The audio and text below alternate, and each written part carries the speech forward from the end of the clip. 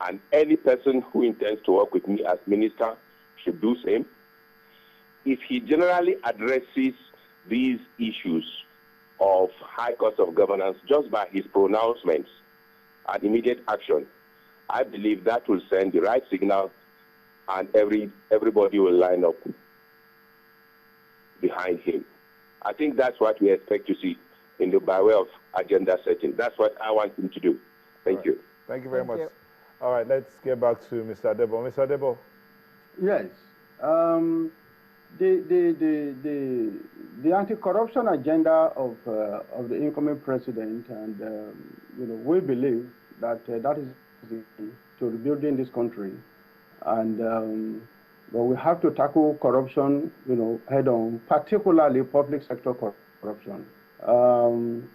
And the way to do that is to enforce extant financial regulations, to enforce and ensure that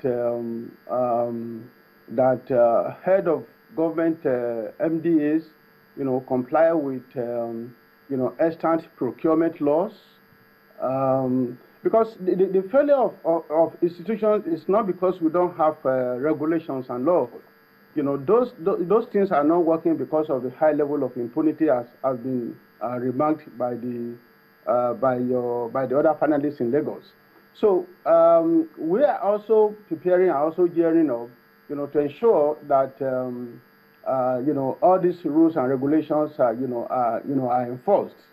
More than it used to be. And again, of course, because if we can succeed as a country in plugging the leakages, I believe that we'll be able to save enough money to be able to fix our NEPA, to fix our roads, and to fix some of the failing and collapsing infrastructures. Mr. Adebo, you see, when you talk about these leakages, your agency is supposed to help in curbing some of these leakages that seem to almost always reoccur in public service. Yes. So what are the things that you're doing? What have you put in place to ensure that these leakages stop? That is the point I was trying to make earlier on, that over the last 20 years or so, the belief in anti-corruption agency is that you can fight corruption through this concept, or you fry the big fishes, through the concept of enforcement. And, but after 20 years, throughout the world, and I've spent the last 2 years and participating in anti-corruption programs, all over the world. And, I'm speaking from experience not only limited to Nigeria, but limited to all over the world, to various countries, across the globe. And the shift is moving away from prosecution, enforcement, because you can end up putting 1 or 2 people in jail. You are still not really impacting and affecting corruption and such. So the emphasis is shifting from morality, shifting to ethics, and which all the panelists have recognized that unless we go back to the basics, we begin to lay emphasis on ethical values. We begin to lay emphasis on morality. And we are not going to, be able to make, make a progress. Okay, Mr. Adebo, it's not just an agency. The entire population, every one of us must also identify with the fact that there is a need for us to move away from impunity to begin to identify with values that, values and moral code that will move our country forward. Okay, so, Mr. Adebo, you're going to be screening some of these people that are likely to occupy offices in their incoming administration. They are likely to come to your bureau to declare their assets. You're going to have to screen them one way or the other.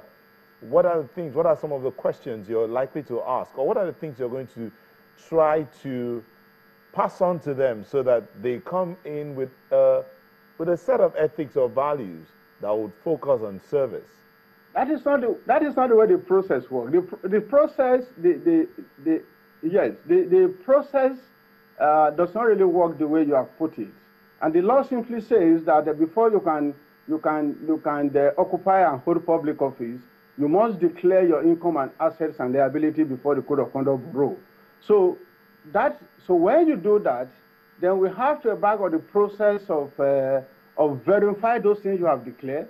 We have to go through the process of inviting you for conference verification. It's in the progress of conference verification and field verifications, we now begin to pose those ethical issues and trying to examine, some of those things. And so it's a long process. It's not something that you have to do, 1 hour or a day or a few days before the person takes office.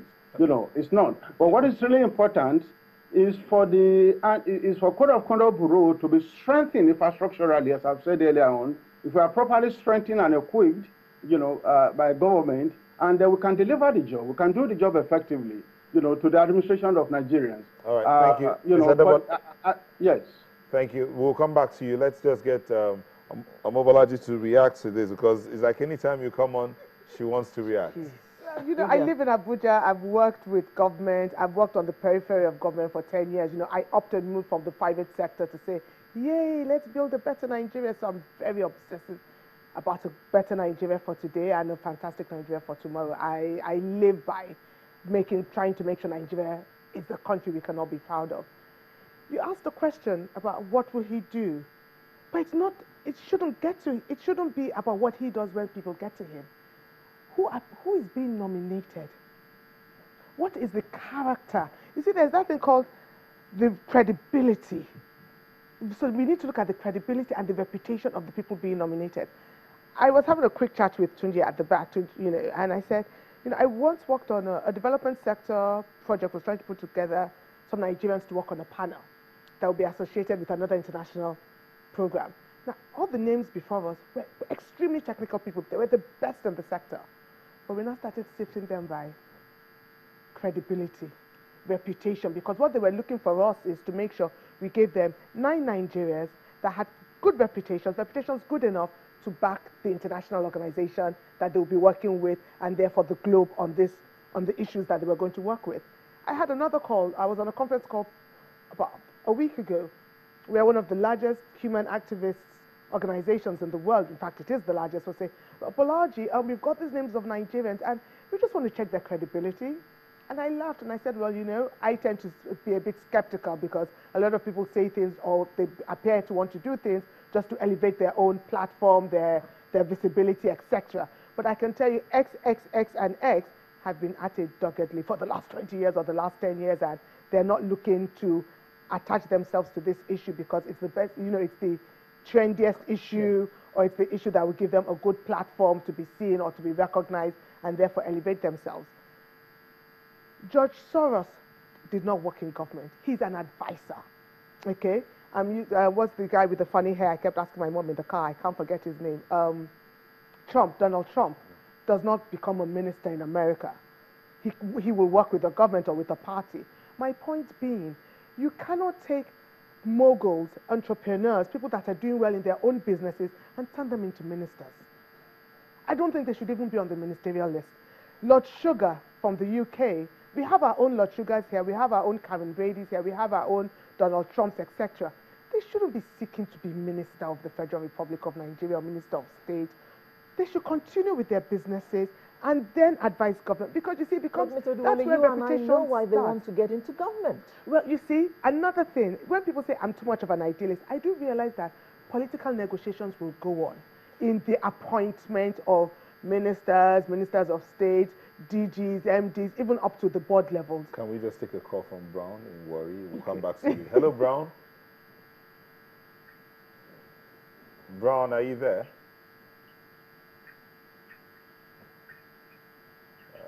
Okay, he's still trying to. Hello? Okay, Brown, yes. Please go ahead and make your Hello, good morning. Good morning, Brown. Hello? Hello, good morning. Hello? Can you see us? Just make your contribution. Can you hear me? Yes. Okay, you can hear me, but I can't hear you clearly. Just make your contribution. Right. Go ahead. I'm enjoying the program. I watch programs like this all the time. But there's one thing that is really missing. Yeah, there's one thing that is missing when we listen to programs like this. I hear this man talking about how Nigeria needs to sacrifice, how we need to contribute, how we don't need to run away from responsibility. But to a great extent, I want to ask him a question. What has been his own contribution